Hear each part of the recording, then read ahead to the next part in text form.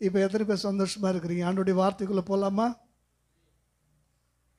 கடந்த வாரம் தேவனுடைய வார்த்தை எனக்கு மிகவும் ஆச்சரியமாக இருந்தது, ஆசீர்வாதமாக இருந்தது, பிரயோஜனமாக இருந்தது. இந்த 3 கேள்வி கேட்டால் என்ன சொல்லுவீங்க? 3ல் எதை செலக்ட் பண்ணுவீங்க? கடந்த வார தேவனுடைய செய்திக்கு 3 சொல்கிறேன்.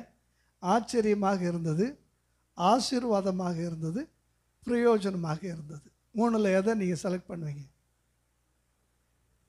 3த்தையுமே செலக்ட் பண்ணலாம்.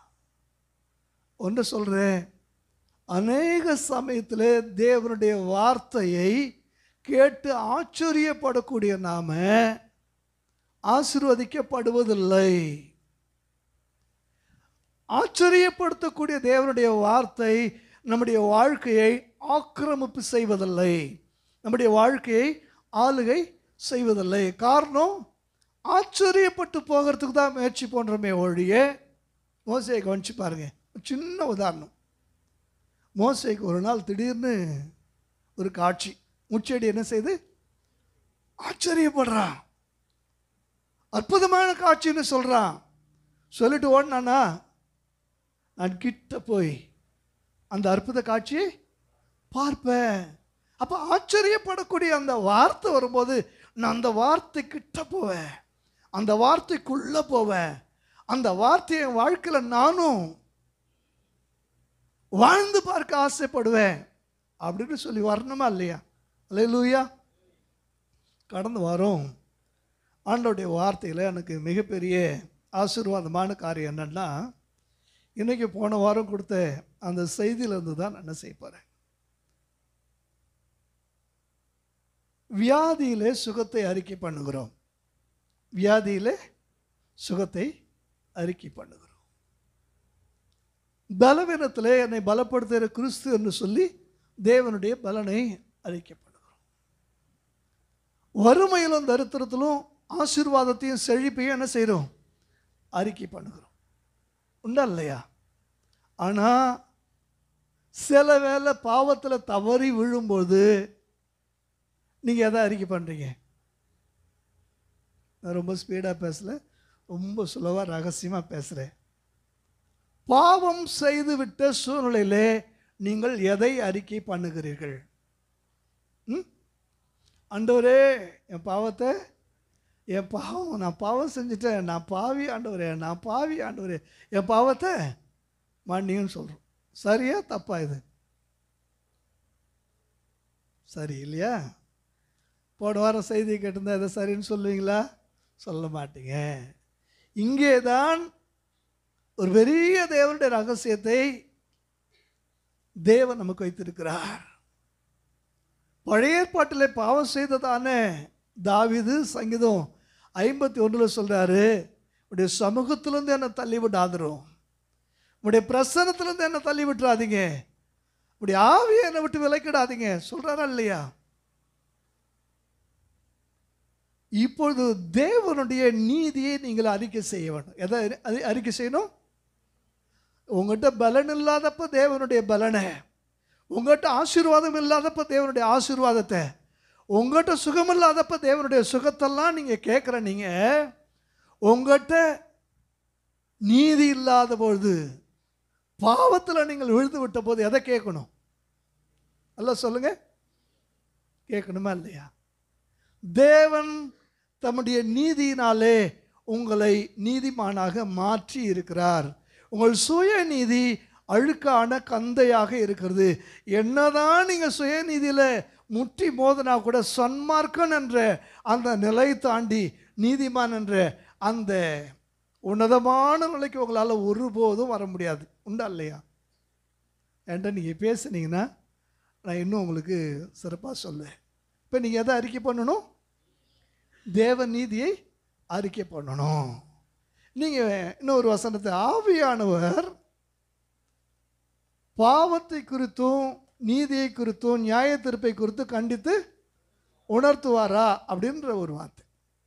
நீ யோவான் 16வது அதிகாரம் 8வது வசனத்தை வாசிங்க.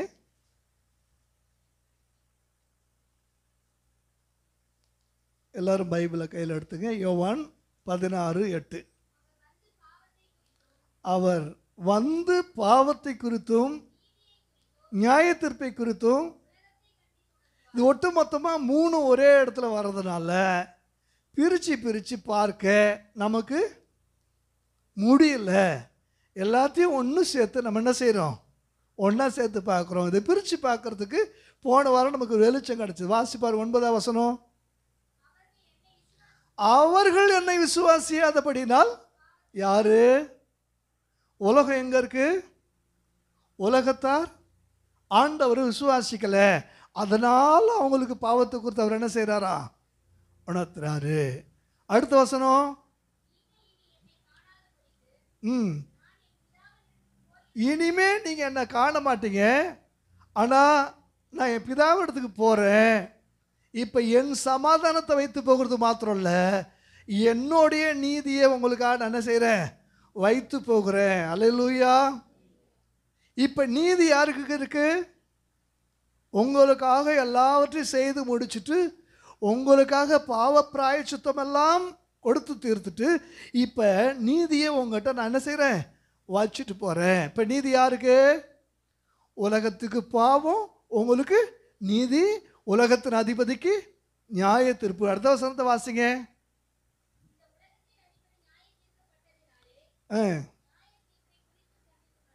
நியாய தீர்ப்பு யாருக்கு? பிசாசுக்காகவும் அவருடைய தூதர்களுக்காகவும் ஆயத்தம் பண்ணின அக்கினி, நரகம், நரக ஆக்கினை. இப்போ விசுவாசிக்கிறவர்களுக்கு அதில் பங்கு இல்லை, விசுவாசியாதவர்களுக்கு அதில் பங்கு. நல்லா கவனிங்க. உலகத்தில் பெரிய பாவம் என்னங்க? நரகத்துக்கு போகிறவங்க எந்தெந்த பாவத்திலலாம் போவாங்க சொல்லுங்க. ஹலோ, ஒரே ஒரு பாவம்தான். அவர்கள் என்னை விசுவாசியாதபடினாலே. விசுவாசத்துக்குள்ளே என்ன இருக்கு? என் பாவங்கள் எல்லாவற்றையும் அவர் சுமந்து தீர்த்தார் என்கிற அந்த நம்பிக்கை தான் விசுவாசத்துக்குள்ள இருக்கு. அந்த நம்பிக்கையின் மேலே அளவு கடந்த உறுதி இருக்குது. அந்த உறுதியில் தான் இவங்க என்ன செய்கிறாங்க, நீதிமான்களாக மாற்றப்படுகிறார்கள். அல்லேலூயா. ரோமர் 1ஆம் அதிகாரம் 17ஆம் வசனத்தை வாசிங்க. ரோமர் 1:17.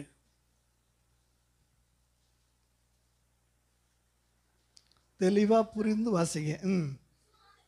விசுவாசத்தினாலே நீதிமான் பிழைப்பான் என்று எழுதியிருக்கிறபடி, விசுவாசத்தினால் உண்டாகும் தேவநீதி. நல்லா கவனிங்க.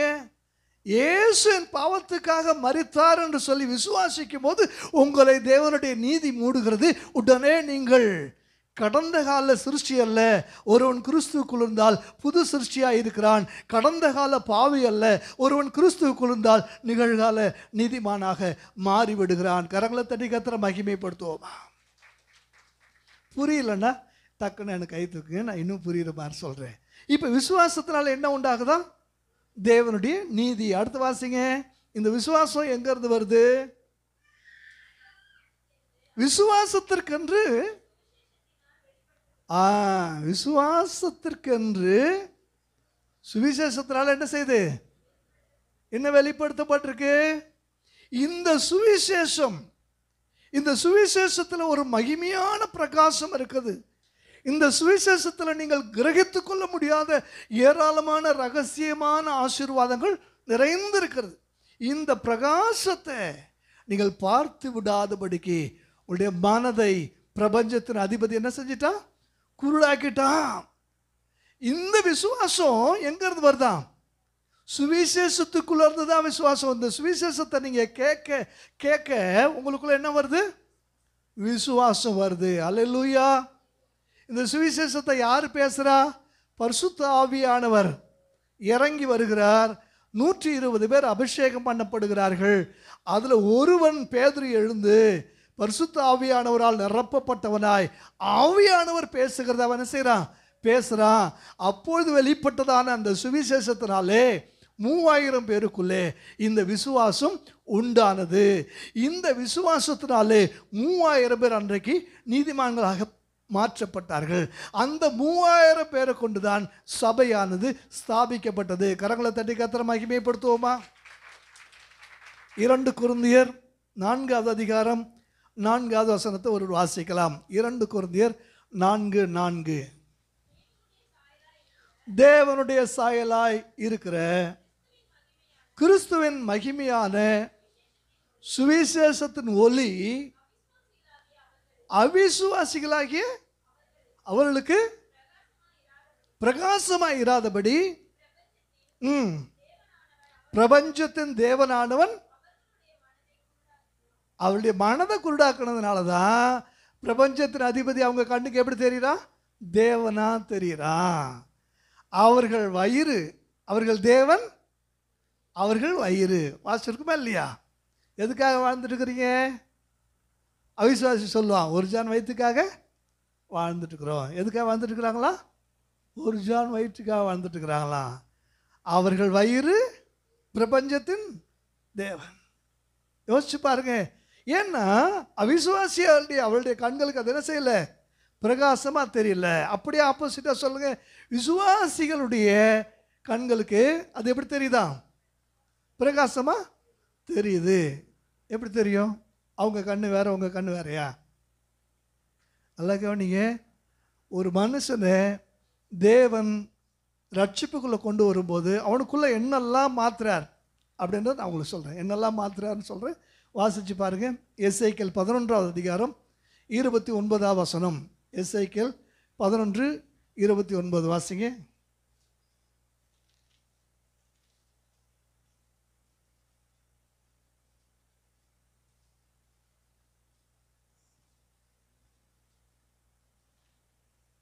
எசேக்கியேல் இருக்கா இல்லையம்மா?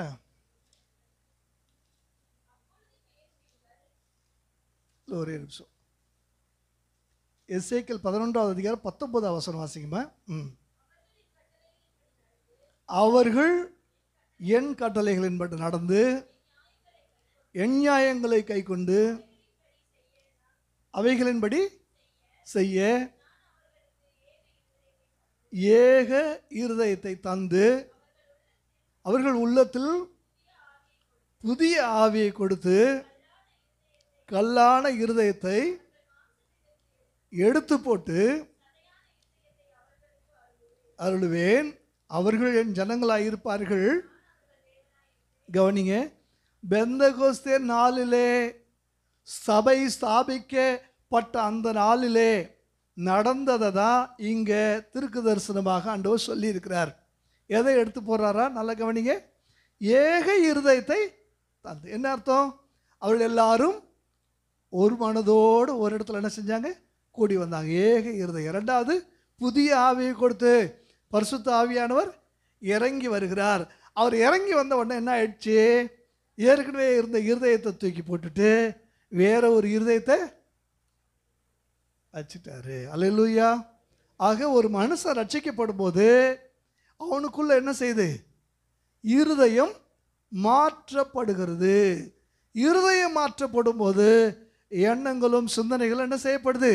மாற்றப்படுகிறது. ஆங்கிலத்தில் மனம் திரும்புதல் என்றால் ரிப்பண்ட். அதே சமயத்தில் மனமாற்றம், சேஞ்ச் ஆஃப் ஹார்ட் என்று சொல்லி ஆங்கிலத்தில் வாசிக்கிறோம். இதய மாற்று.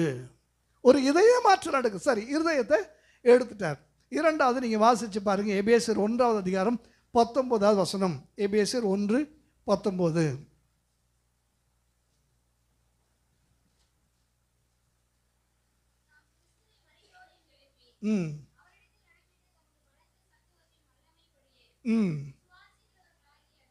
விசுவாசிக்கிறவர்களாகிய நம்மிடத்தில் காண்பிக்கும் பொருட்டு இன்னதென்றும்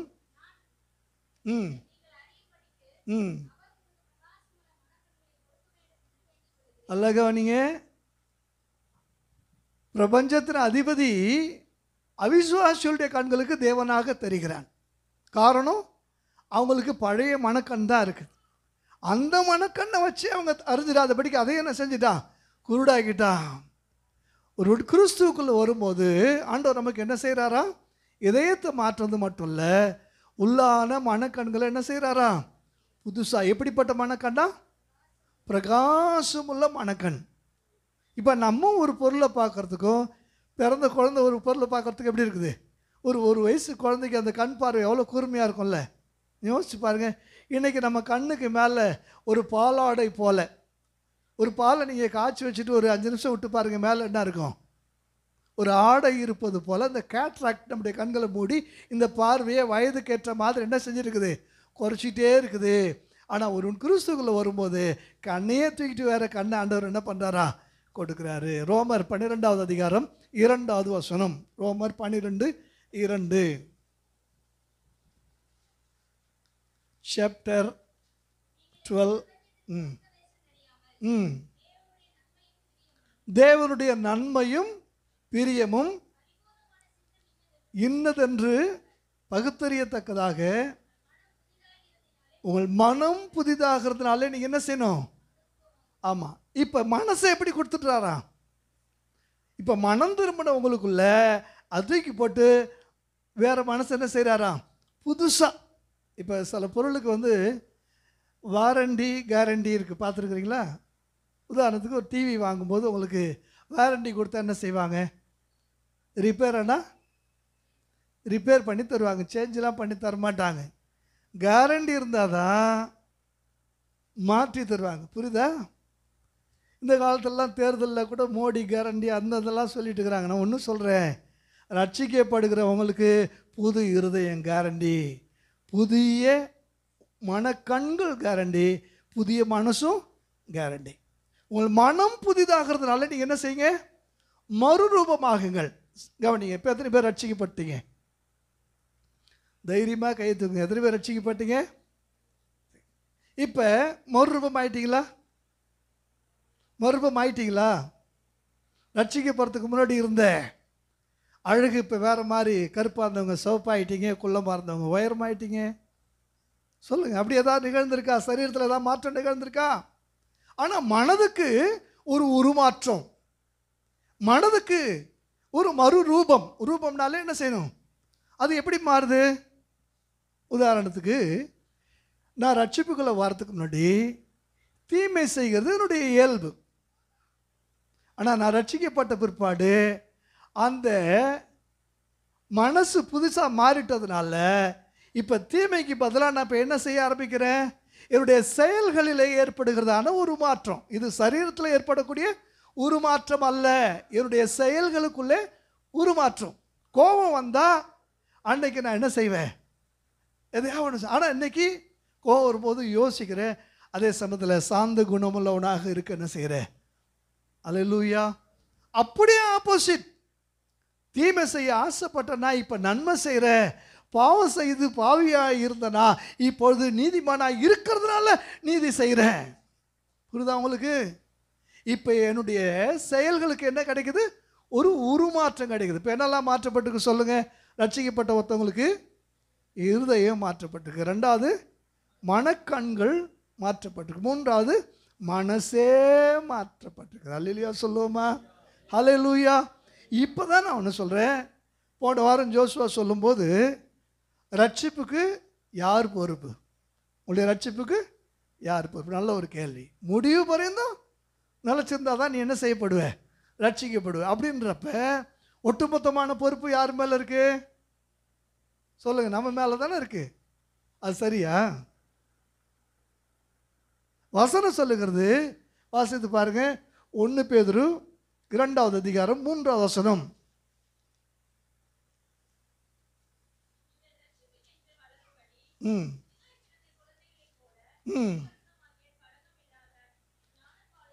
புதிதாய் பிறந்த குழந்தையை போல. அல்லேலூயா. ரட்சிக்கப்பட்ட ஒருத்தன் யாரா இருக்கிறானா? புதுசா பிறந்த குழந்தையை போல இருக்கிறபடினால யார் கேர்டேக்கர்? யார் பொறுப்பு? ரட்சிப்புக்குள்ளாக இவங்களை வளர்த்து உருவாக்க வேண்டியது யாருடைய பொறுப்பு? சபைக்குள்ளே இருக்க வேண்டும் ஆவியானவருடைய பொறுப்பு. அல்லேலூயா சொல்லுமா? அப்போஸ்தலர் 2வது அதிகாரம் 47வது வசனம் வாசிங்க. அப்போஸ்தலர் 2:47. தேவனை துதித்து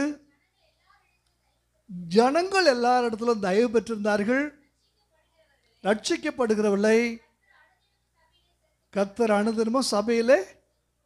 ஹலோ, ரட்சிக்கப்பட்ட நீங்கள் எங்கே வரணும்? அல்ல சொல்லுங்க, எங்கே வரணும்? அப்போ சபையில் நீங்கள் இல்லைன்னா நீங்கள் எதை இழந்துருவீங்க? யார் பொறுப்பு? சபைக்குள்ள, சபைக்கும் சங்கத்துக்கும் சத்தியத்துக்கும் உபதேசத்துக்கும் கிறிஸ்துவுக்கும் ஆவியானவருக்கும் நம்மை நாம் அர்ப்பணித்து இருக்கிற பொழுது நமக்கு அவர் எல்லாவற்றுக்கும் அவர் பொறுப்பாக இருக்கிறார். இல்லையா சொல்லுவோமா? பேழைக்குள்ளே இருக்கிற வரைக்கும் பிரளயம் உங்களை மூழ்கடிக்க முடியாது. அல்லேலூயா. பேழைக்குள்ளே இருக்கிற வரைக்கும் எந்த விதமான குறைவும் உங்களுக்கு என்ன செய்யாது, வராது. பேழை தான் எது? பேழை தான் சபை. கவனிச்சு பாருங்களேன். பேழையை கட்டி முடிச்சுட்டு எல்லாவற்றாலும் உள்ளே நிரப்புறாங்க. தேவன் கதவு சாத்துறது வரைக்கும் பார்த்தீங்கன்னா இடைப்பட்ட கொஞ்ச நாள் இருக்குது பார்த்தீங்களா, எல்லாம் உள்ளே போயிட்டாங்க. பேழை புறப்படும், இன்றைக்கி புறப்படும், நாளைக்கு புறப்படும்னு பார்க்குறாங்க. ஒன்றும் புறப்பட்ட மாதிரி இல்லை. இடையிலே பாதி பேர் என்ன செய்கிறாங்க, ஏஞ்சி போகிறாங்க. கடைசியில் யார் மட்டும்தான் இருக்கிறா? இந்த மேலறையில் நீங்கள் சரித்திரத்தில் பார்த்தீங்கன்னா இந்த மேலறையில் 500 பேருக்கு மேற்பட்டவர்கள் வந்தாங்க. எத்தனை பேருக்கு? கிறிஸ்து பரமேறும் போது எத்தனை பேர் பார்த்தாங்க? 2 Corinthians 5 நீங்கள் வாசித்து பார்த்து பாருங்கள். 1 Corinthians 5 500 பேருக்கு மேலே கிறிஸ்து பரமேறும் போது என்ன செஞ்சாங்க? பார்த்தாங்க. நீங்கள் போய் காத்திருக்குன்னு சொன்னதை கேட்டாங்க. 500 பேருக்கு மேற்பட்டவங்க வந்து காத்திருக்கிறாங்க. 10 நாளுக்குள்ளே கொஞ்சம் கொஞ்சமாக ரிலீவ் ஆகி ஏஞ்சி போனவங்க என்ன செஞ்சுட்டாங்க? கடைசியில் எத்தனை பேர்? 120 பேர். மீதி 380 பேருடைய அந்த இழப்புக்கு யார் காரணம்? யார் காரணம்? அவர்கள் தான் காரணம். அல்லேலூயா. ஒன்று ரட்சிக்கப்படுகிறவர்களை தேவன் சபையில் என்ன செய்கிறாராம்? சேர்த்து கொண்டு வந்தார். சபையிலே பரிசுத்த ஆவியானவர் அநேக சத்தியங்கள் அவர்களுக்கு சொல்லுகிறார். அல்லேலூயா. பேதுருவின் மூலமாக ஞானஸ்தானத்தை பற்றி பேசினார், அபிஷேகத்தை பற்றி பேசினார், கிருபை வரங்களை பற்றி பேசினார், ஊழியத்துக்கு பிரித்தெடுக்கிற காரியத்தை குறித்து ஆவியானவர் என்ன செய்தார்? பேசினார். சபைக்குள்ளே இருக்கிறப்ப திடீர்னு பேசுகிறார், நான் பிரித்தெடுத்த ஊழியத்திற்காக நீங்கள் சவுலையும் பர்னபாவையும் என்ன செய்யுங்க? பிரித்து விடுங்க. சொன்னது யாரு? ஆவியானவர். சபைக்குள்ளே இருக்கிறவன் வெறும் விசுவாசியாக மட்டும் இல்லை, ஒரு சமையல்காரனா மட்டும் இல்லை, அவன் சத்தியத்தில் வளர்ந்தவனாக இருந்தான். பேதுருவை விட ஸ்தேவான் அதிக ஞானம் பெற்றவனாக இருந்தான். அவன் பேசுனதை யாரால் என்ன செய்ய முடியல? எதிர்கேள்வி கேட்க முடியல. சாதாரண சமையல்காரன் பிலிப்பு, அவன் பேசுனான்னா ஒரு மந்திரியே ஞானஸ்தானத்துக்குள்ள என்ன செஞ்சிடறான்? நடத்திடுறான். பேதுருக்கு கீழே இருந்த பவுல் பேசினார்னா ராஜாக்கள் சொல்கிறாங்க, நீ என்ன கொஞ்சம் குறைய கிறிஸ்தவனாக மாற பண்ணுகிறாய்ன்னு சொல்கிறாங்க. அவ்வளவு அறிவு ஞானமாக அவங்களுக்கு என்ன செஞ்சது? இருந்துச்சு. அல்லேலூயா சொல்லுமா?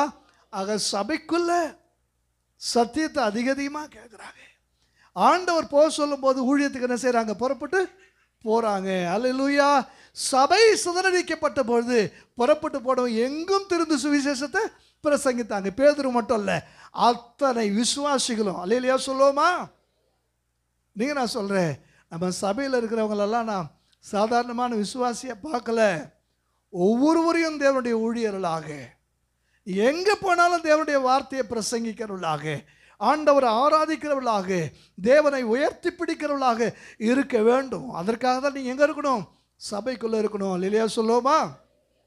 இப்போ பாருங்களேன், சபையில் பரிசுத்த ஆவியானவர் சொல்கிறத நம்ம விளங்கி கொள்ள முடியலன்னாலும் அவரே நமக்கு ஞானம், அவரே நமக்கு நீதி, அவரே நமக்கு பரிசுத்தம் எல்லாமாக இருக்கிறார். 1 Corinthians 1:31 வாசிக்கிறோம் அல்லவா? எனக்கு பிரியமான தேவனுடைய பிள்ளைகளே, சபைக்குள்ளே நீங்கள் இருந்தீங்கன்னா போதும். இங்கே நடத்துகிற பாடம் உங்களுக்கு விளங்கலைன்னாலும் ஆவியானவர் உங்களுக்கு என்ன செய்வார்? விளங்க வைப்பார். அல்லேலூயா. ஆண்டவர் பேசணும்னு வராரு, ஆனால் இருக்கிறது ஏலி ஆயத்தமாக இல்லை. யார் ஆயத்தமாக இருக்கிறா? சாமுவேல் ஆயத்தமாக இருக்கிற. ஆண்டவர் பேசுனா சாமுவேலுக்கு புரியுமா? ஹலோ, பெரிய ஜனங்களுக்கே இயேசு பேசுனப்ப புரியல, ஓமைகளால் பேசுகிறாரு. ஆனால் சின்ன பசங்க பின்னால் இருக்கும்போது சொல்கிறாரு, அவளை என்கிட்ட என்ன செய்யுங்க? வரவிடுங்கள், பரலோக ராஜ்யம் அப்படிப்பட்டவள். அவங்களுக்கு புரியும்பா. அவங்கள எங்கே அனுப்பு? ஒன்றுமே இல்லாமல் பிளைண்டாக எனக்கு ஒன்றுமே இல்லைன்னு சொல்லுங்கள். ஆவியான சின்ன சாமுவேல்கிட்ட பேசுகிற மாதிரி அழகாக உங்களுக்கு பேசி சத்தியத்தினுடைய வெளிச்சத்தை உங்களுக்கு காண்பித்து கொடுப்பாரு. பெரிய ஏலிகள் கூட என்கிட்ட சொல்லுப்பான்னு என்ன செய்வாங்க, கேட்பாங்க. ஹல்லேலூயா சொல்லுவோமா? ஹல்லேலூயா. இப்போ தேவ நீதியினாலே நாம் எப்படி மாற்றப்படுறோம்? நீதிமான்களாக மாற்றப்படுறோம். விசுவாசத்தினாலே நீதிமான் பிழைப்பான். விசுவாசத்தினால நீதிமான் பிழைப்பான் அப்படின்ற அந்த வார்த்தைக்கு இன்னும் ஒரு இது வாசிக்கிறேன். 1 யோவான் 5வது அதிகாரம். எல்லாரும் எடுத்துக்கொள்ளுங்க. 1 யோவான் 5வது அதிகாரம் 4வது வசனத்தை வாசிங்க. தேவனால் பிறப்பதெல்லாம் உலகத்தை ஜெயிக்கும். நம்முடைய விசுவாசமே, கவனிங்க, உலகத்துக்கு ஆண்டவர் எதை குறித்து உணர்த்துறாரு? பாவத்தை குறித்து உணர்த்துறாராம். உலகத்துக்கு பாவத்தை குறித்து. அப்போ உலகத்தில் பாவம் இருக்கு, நம்முடைய விசுவாசம் பாவத்தை ஜெயிக்கிற ஜெயமாக இருக்கு. அல்லேலூயா. அப்பனா விசுவாசத்துக்குள்ள என்ன இருக்குது? எனக்காக கிறிஸ்து மரித்தார், எனக்காக கிறிஸ்து ரத்தம் சிந்தினார், எனக்காக பிராயச்சித்த பலி செலுத்தப்பட்டாயிற்று என்றுதானே அந்த நம்பிக்கை எதுக்குள்ள இருக்கு? விசுவாசத்துக்குள்ள இருக்கு. அந்த நம்பிக்கை தான் இந்த உலகத்தை ஜெயிக்கிற ஜெயமா இருக்கு. கரங்களை தட்டி கர்த்தரை மகிமைப்படுத்துவோமா? பல சமயத்தில் இந்த நம்பிக்கையை பிசாசு எடுத்து நீங்க பாவம் செய்யும் போது கிறிஸ்து எனக்காக பலியானார், எனக்காக ரத்தம் சிந்தினார், எனக்காக எல்லாவற்றையும் செய்து முடிச்சிட்டார் என்ற இந்த உணர்வை அவன் உங்களுக்குள்ள எடுத்துட்டு குற்ற உணர்வை உங்களுக்கு என்ன செய்வான்? கொடுப்பான். அல்லேலூயா. எதை கொடுப்பான்? குற்ற உணர்வை கொடுத்துருவான். இந்த குற்ற உணர்வை கொடுத்ததுனால அவன் உங்களை பாவின்னு சொல்ல வேண்டிய அவசியமே இல்லை. அவன் பழத்தை பறித்து கொடுத்து சாப்பிடணும் சொல்ல வேண்டிய அவசியமே இல்லை. ஒரு சின்ன சந்தேகம், தேவன் இப்படி சொன்னது உண்டோன்னு சொல்லிட்டு அடுத்த யார் பறிச்சிருவா? நீங்களே பறிச்சிருக்கீங்க. இந்த பாவம் செஞ்ச பிற்பாடு வரும் பார்த்தீங்களா குற்ற உணர்வு. இந்த குற்ற உணர்வு நீங்கள் திரும்ப திரும்ப திரும்ப அதையே நினச்சி கடைசியில் உங்களை கேட்டால் நான் ஒரு பாவின்னு என்ன பண்ணிவிடுவீங்க? உண்மையா இல்லையா? ஒரு பலூனை உங்கள் கையில் கொடுத்து ஊதி ஊதி பெருசாக்கி டப்புன்னு வெடிக்கிற மாதிரி குற்ற உணர்வு உங்களுக்குள்ளே கொடுத்து ஊதி ஊதி பெருசாக்கி டப்புன்னு வெடித்து உங்களை ஒன்றுமே இல்லாமல் மாற்றிடுவான். புரியுதா உங்களுக்கு? அல்லேலூயா. இப்போ பிசாசு உங்களை பாவின்னு சொன்னால் ஆண்டவர் சொல்கிறாரு, நான் நீதிமானாக்கிறவன் குற்றவாளி ஆக்கிறதுக்கு நீ யாருன்னு கேட்பாரு. இந்த கேள்விக்கு அவனுக்கிட்ட என்ன இல்லை? பதில் இல்லை. அதனால ஆண்டவரால் ரட்சிப்புக்குள்ளே வந்ததான ஒருத்தவனை அவன் வாயாலேயே வாக்குமூலத்தை வாங்கி அவனே தன்னை பாவின்னு சொல்லி ஒத்துக்க வைக்கணும். இங்கே ரஷ்யாவில் சைனாவிலெல்லாம் வந்து பார்த்தீங்கன்னா இயேசு மறுதலைன்னா என்ன செய்ய மாட்டானுங்க, அவ்வளோ சீக்கிரமாக மறுதளிக்க மாட்டாங்க. இப்போ அவங்களுக்கு காதில் ஒரு ஹெட்ஃபோனை போட்டுட்டு இப்போ இயேசுவை பற்றி தவறான வாசகங்களை என்ன செய்வாங்க? போட்டு விட்டுருவாங்க. இந்த வாசகங்கள் தான் என்ன செஞ்சிட்ருக்கோம்? இயேசுவை பற்றி கெட்ட வார்த்தையில் திட்டி அந்த வாசகங்கள் காதில் ஓடிக்கிட்டே இருக்கும். நாள் கணக்கில், வார கணக்கில், மாத கணக்கில், வருஷ கணக்கில் ஓடும். இப்போ அந்த ஹெட்ஃபோனை எடுத்துகிட்டு வெளில வரும்போது தானாகவே என்ன செஞ்சுட்டு வருவான்? பேசிட்டு வருவான். என்ன பேசிட்டு வருவான்? ஏசு அப்படி, ஏசு இப்படி அப்படின்னு சொல்லிட்டு கெட்ட வார்த்தைகள் என்ன செஞ்சுட்டு வருவான்? பேசிகிட்டு இருப்பான். இந்த வாய் தான் துதி செய்த வாய், இந்த வாய் தான் இயேசுவை தொழுது கொண்ட வாய், இந்த வாய் தான் இயேசுவை பாடி உயர்த்திய ஒரு வாய். இப்போ இந்த வாயில் இயேசுவை திட்ட வைக்கிறதுக்கு எதை பண்ணுறான்? பிரெயின் வாஷ், மூளை சலவை என்கிறதான ஒரு தொடர் அந்த சத்தத்தை கொடுத்து இவங்களை என்ன செய்ய வைக்கிறான்? இவங்களை வச்சே தேவனை தூசிக்க வைக்கிறான். இது போலத்தான் பாவம் செஞ்ச உடனே ஆவியானவர் என்ன செய்கிறாராம்? வாசிங்க இப்போ ரோமர் 8வது அதிகாரம் 26வது வசனம். ரோமர் 8:26. அந்தபடியே ஆவியானவரும், ஆமாம், என்ன பலவீனம்? நம்ம மாம்சத்தில் இருக்கிறோம். சில வேளை நம்முடைய பலவீனம் பொய் சொல்லிடலாம், தவறு செஞ்சிடலாம், சிலதை மறைச்சிடலாம். நம்முடைய பலவீனங்களில் ஆவியானவர் நமக்கு என்ன செய்கிறாரா? உதவி செய்கிறாரா? உதவி செஞ்சு என்ன செய்கிறார்? வாசிங்க. உதவி செஞ்சு அந்த நேரத்தில் நம்ம என்ன செய்கிறோம்? ஏற்றபடி வேண்டிக் கொள்ள தெரியல. நம்ம எதை அறிக்கை பண்ணுறோம்? பாவத்தையே அறிக்கை பண்ணி இன்னும் ஆழத்துக்குள்ளே போகிறோம். இன்னும் ஆழத்துக்குள்ளே போகிறோம். அப்போ பாவத்தை அறிக்கை பண்ணாதபடிக்கு ஆவியானவர் நமக்கு என்ன செய்கிறாரா? தேவ நீதியை அறிக்கை பண்ணுகிறார். ஆவியானவர் ஆவியின் சிந்தையை நமக்குள்ள தரார். அடுத்த வசனத்தை வாசி பாருங்க. தேவனுடைய சித்தத்தின்படி யாருக்காக? பலவீனம் உள்ளவன் பரிசுத்தவானா? பலவீனம் உள்ளவனை பார்த்து ஆவியானவர் சொல்றாரு, யாரா? நீ பரிசுத்தவான். ஏன்னா பரிசுத்த ஆவியானவர் உனக்குள்ள இருக்கிறபடினால நீ பரிசுத்தவான். நீ செய்கிற கிரியைகள்னாலே நீ பரிசுத்தவான் அல்ல. கிறிஸ்து உனக்காக ரத்த சிந்தினபடினாலே நீ நீதிமான். நீ உன் நீதியினாலே நீதிமான் அல்ல. இப்ப பரிசுத்த ஆவியானவர் அவனுக்குள்ள இருக்கிறபடினால சொல்றாரு, நீ யாரா இருக்கிற? பரிசுத்தவானா இருக்கிறாய். அடுத்து வாசிங்க. இருதயங்களை ஆராய்ந்து பார்த்து, ஆவியின் சிந்தை இருதயத்தை ஆராய்ந்து பார்த்து, இப்போ ஆவியின் சிந்தை அவர் கொடுக்கிறார். ஆவியின் சிந்தை என்ன? ஆவியின் சிந்தை ஜீவனும் சமாதானமுமாம். ஆவியின் சிந்தையில் மரணம் அல்ல, ஆவியின் சிந்தையில் பாவம் அல்ல. ஆக ஆவியானவர் நமக்காக வேண்டுதல் செய்து இன்னைக்கு நமக்குள்ள என்ன செய்கிறாரா?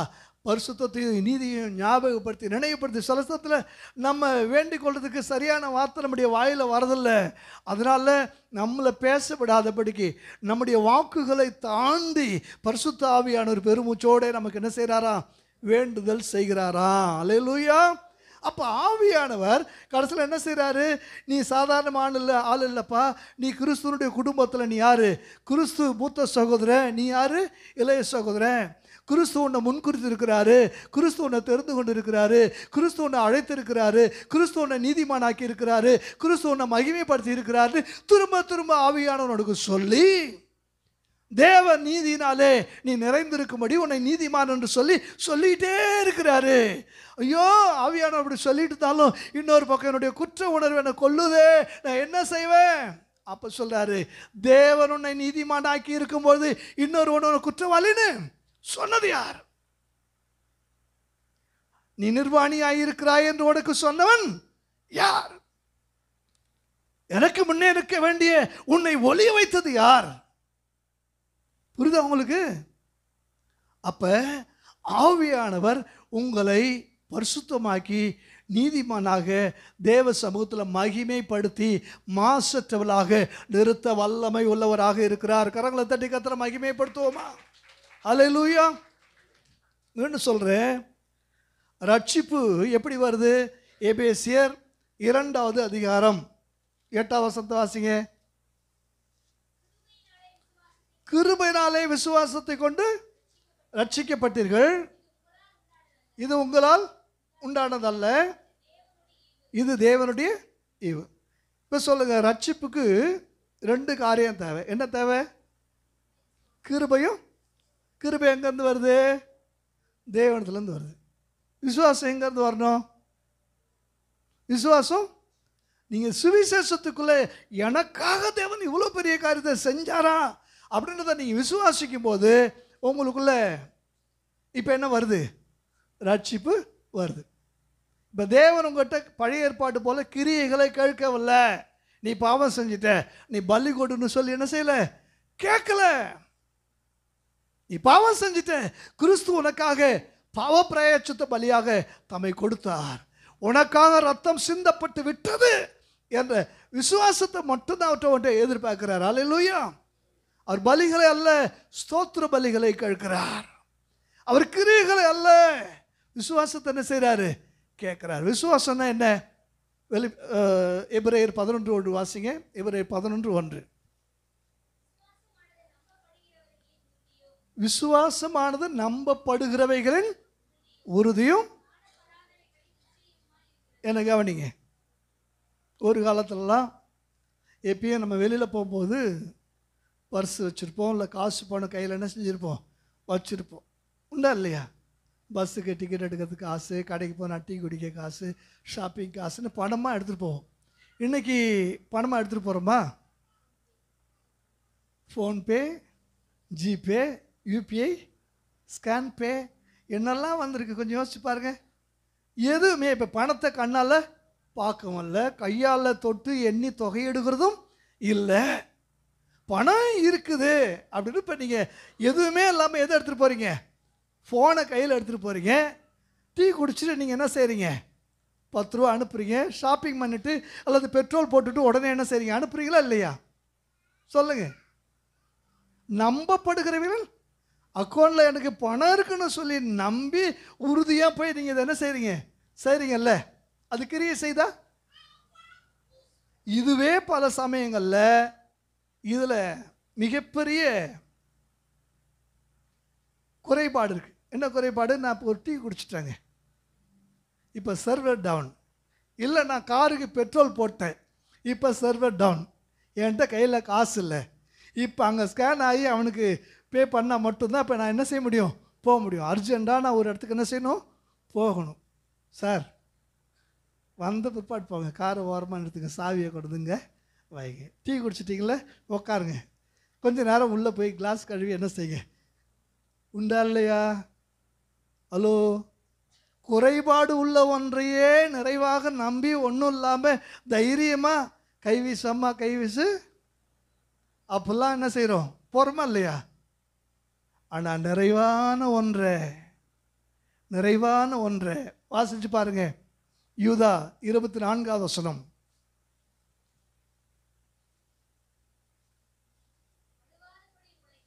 வழுவாதபடி உங்களை காக்கவும்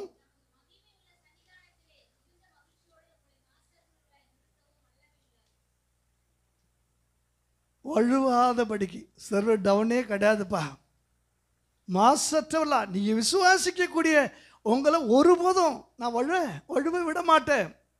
போன முறை சொல்லும்போது ஜோசுவா சொன்னாப்புல, எத்தனை விதமான பாதுகாப்பு? 2 விதமான கன்ஃபர்மேஷன், ரெட்டிப்பான பாதுகாப்பு. என் கையிலேருந்து உங்களை என்ன செய்ய முடியாது? யாரும் பறித்து கொள்ள முடியாது. என் பிதாவினுடைய கையிலேருந்து உங்களை யாரும், ஒரு முறை உங்களை பறிகொடுத்து விட்டு இன்னொரு முறை என்கிட்ட வந்து என்ன செய்ய முடியாது. பிட் பாக்கெட்டில் பர்ஸை பறிகொடுத்தவன் அடுத்து பர்ஸை எவ்வளோ பாதுகாப்பாக வைக்கணுமோ அப்படி தான் என்ன செய்வான்? மேல் பட்டனை போடுவான். பின்னாடி வச்சா தானே கஷ்டம்னு முன்னாடி வச்சு கையை எப்பயுமே என்ன செஞ்சுருப்பா? ஒரு கை வச்சு பார்த்துட்டு வேணா தவற விட்டாச்சு. ஒரு முறை உங்களை தவற விட்ட பிற்பாடு ஆண்டவர் மீண்டும் மறுமுறை விலைக்கிரயம் செலுத்தி வாங்கி இருக்கிறாரே, மீண்டும் உங்களை தவற விடுவாரோ? சொல்லுங்க, தவற விட மாட்டாரு. அல்லேலூயா. இப்போ நல்லா கவனிங்க. இப்போ ரட்சிப்பு யாருடைய பொறுப்பு? ரட்சிப்பு யாருடைய பொறுப்பு? ரட்சிப்பு உங்கள் பொறுப்பு இல்லை. நீங்கள் சபைக்குள்ளே இருக்க வேண்டியது மட்டும்தான் உங்கள் பொறுப்பு. பாவத்துக்கு பிராயச்சித்தம் செலுத்தப்பட்டாயிற்று என்று விசுவாசிக்க வேண்டியதுதான் உங்கள் பொறுப்பு. நீங்கள் விசுவாசிக்கலன்னா தான் நீங்கள் எப்படி மாறுறீங்க?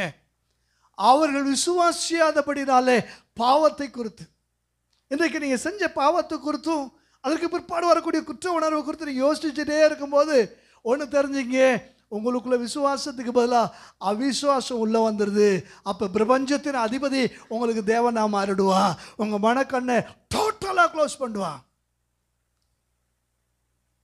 மகிமையான சுவிசேஷத்தினுடைய ஒளி உங்கள் கண்ணுக்கு பிரகாசமா இல்லாமல் போயிடும். மகிமையான சுவிசேஷத்தினுடைய ஒளி என்ன தெரியுமா? நீங்கள் ஒன்றுமே செய்ய வேணாம், வந்தால் போதும். அல்லேலூயா. கடைசியாக ஒன்று சொல்லிட்டு நான் முடிக்கிறேன். நீங்கள் மத்தேயுல, மார்க்கில், லூக்காவில் 3 சுவிசேஷத்துலையும் பாருங்கள், இயேசு கிறிஸ்துக்கு வலது பக்கமும் இடது பக்கமும் ஒரு கல்லணை அறைவாங்க. எல்லாம் என்ன கவனிங்க பைபிள் அப்புறம் பார்க்கலாம். மத்தேயு 27வது அதிகாரம், மார்க்கு 15வது அதிகாரம், ரெண்டுலேயும் பார்த்தீங்கன்னா வலது பக்க கல்லனும் இடது பக்க கல்லனும் ஏகமாய் இயேசுவை என்ன செய்கிறாங்க? நிந்தித்தார்கள் என்று வரும். லூக்காவில் மட்டும் பார்த்தீங்கன்னா வலது பக்கத்தில் உள்ள கல்லன் இடது பக்கத்தில் உள்ளவனை பார்த்து சொல்லுவா, நாமோ நியாயப்படி தண்டிக்கப்படுகிறோம். அவர் செய்யத்தகாததொன்றையும் அவர் என்ன செய்யலை.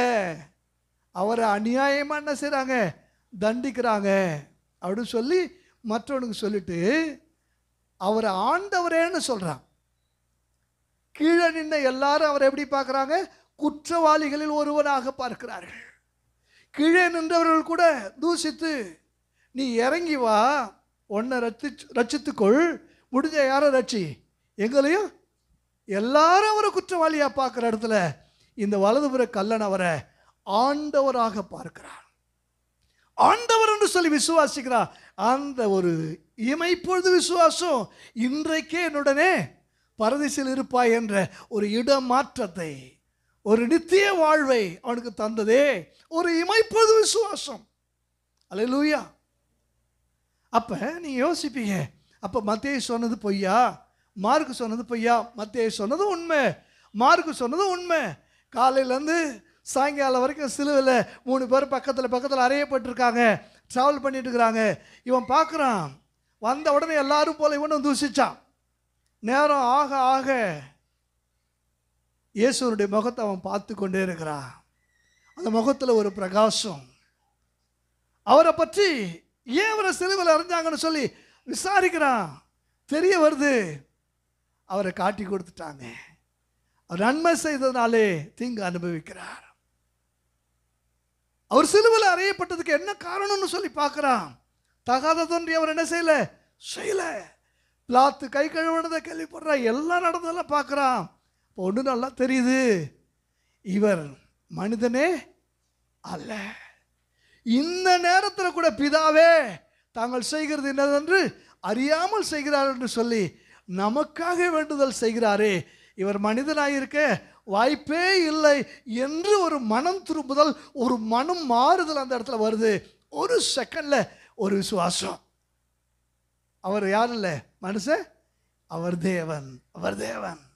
அப்படி ராஜ்யத்தில் வரும்போது என்ன செய்ய நினைத்துக்கொள். ஒரு செகண்ட்ல அப்படியே ஆண்டவர் சொன்ன, இன்றைக்கு என் கூட நீ எங்க இருப்ப? அல்லேலூயா சொல்லுவோமா? அல்லேலூயா. ஒன்றையும் ஆண்டவர் உங்கள்கிட்ட எதிர்பார்க்கல, ஒன்றையும் உங்கள்கிட்ட எதிர்பார்க்கல. நீ எப்படிப்பட்டவங்களா வேண்டுமானாலும் இருந்திருக்கலாம்.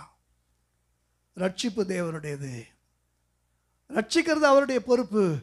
ரட்சிக்கப்பட வேண்டிய இடத்துல உங்களுக்கு தேவை ஒன்றே ஒன்று, மனம் திரும்புதல், மனம் மாறுதல், விசுவாசம். அவர் எனக்கு எல்லாவற்றையும் செய்து முடித்தார், இனி நான் செய்ய வேண்டியது ஒன்றுமே இல்லை. எழும்புவோமா தேவ சமூகத்தில்? எனக்கு பிரியமான தேவனுடைய பிள்ளைகளே, நல்ல சத்தியங்களை கூட நெடுநேரம் நம்ம பேசும்போது சத்தியத்தினுடைய காரியங்கள் நமக்கு சற்று விளங்கி கொள்ள முடியாதது போல தோன்றலாம். இன்னைக்கு நான் சொல்கிறேன், கடந்த வார செய்தியினுடைய ஆச்சரியம், வாழ்க்கையில் நீங்கள் தடுமாறி விழும்போது ஒன்று தெரிந்து கொள்ளுங்கள், உங்கள் பலவீனங்களில் உதவி செய்யத்தான் ஆவியானவர் வந்திருக்கிறார். பலவீனங்களில் உதவி செய்ய ஆவியானவர் வந்திருக்கிறார். பேதுருடைய வாழ்க்கையில் அவன் மேலறையில் போய் இருக்கும்போது அவன் எப்பேற்பட்ட பலவீனமுடையவன் தெரியுமா? மறுதலித்த பாவி, 3 முறை மறுதலித்தவன். அவன் மீண்ட தேவனிடத்துல சேருகிறதுக்கு தகுதியே இல்லாத ஒருத்தவன்.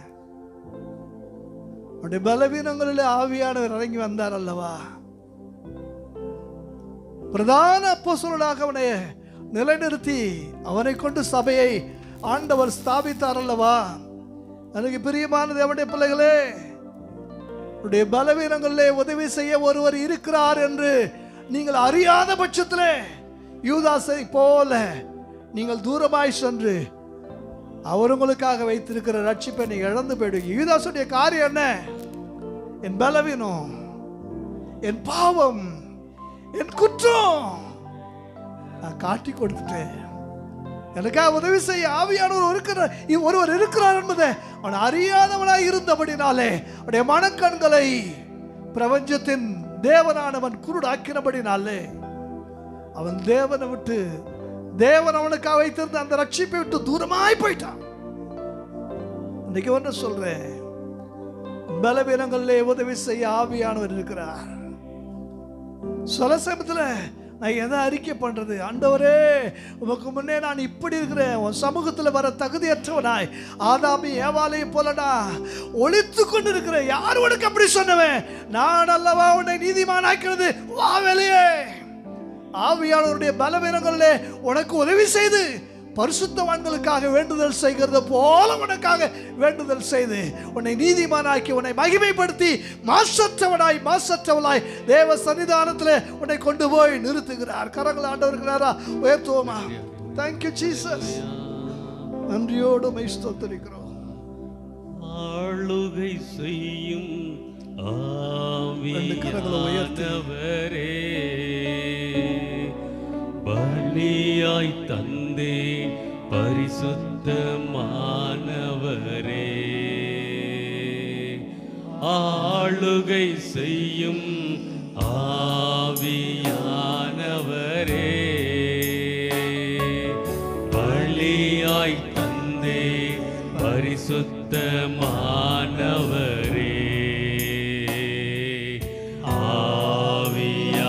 ஆவியானவரே, என் ஆற்றலானவரே,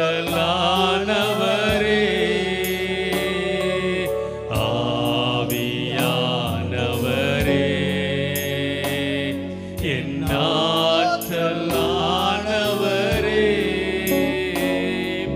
புதிதாக்கும் பரிசுத்தரே,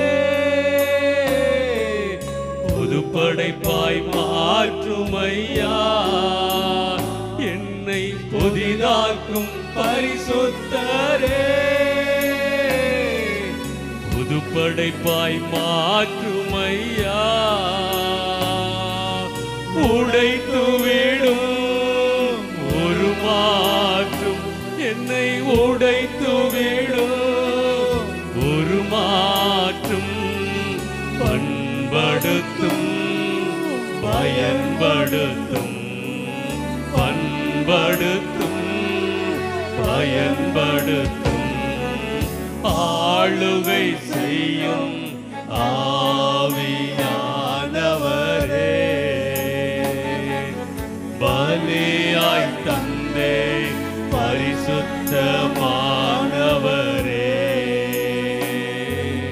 ஆளுகை செய்யும் ஆவியானவரே,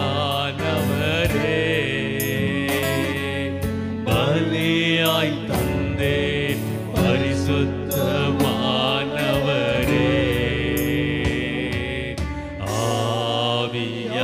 ஆவியானவரே, என் ஆற்றலானவரே,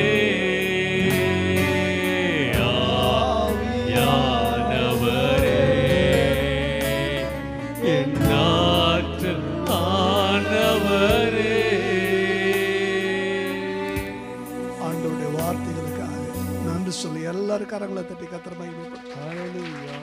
Thank you Jesus. Thank you Jesus. Thank you Jesus. யோகோபித்து ஒரே குரல்ல சொல்லுமா, என் ஆத்துமாவே கர்த்தரை ஸ்தோத்திரி, முழு உலகமே பரிசுத்த நாமத்தை ஸ்தோத்திரி, என் ஆத்துமாவே கர்த்தரை ஸ்தோத்திரி, அவர் செய்த சகல உபகாரங்களையும் மறவாதே. ஆமென். நம்முடைய கர்த்தராகிய இயேசு கிறிஸ்துவின் கிருபையும் பிதாவாகிய தேவனுடைய அன்பும் பரிசுத்த ஆவியாருடைய அந்யோன்ய ஐக்கியமும் இன்றைக்கு நாம் அனைவரோடு கூட இருப்பதாக. ஹல்லேலூயா, ஹல்லேலூயா, ஹல்லேலூயா. Praise the Lord. God bless you.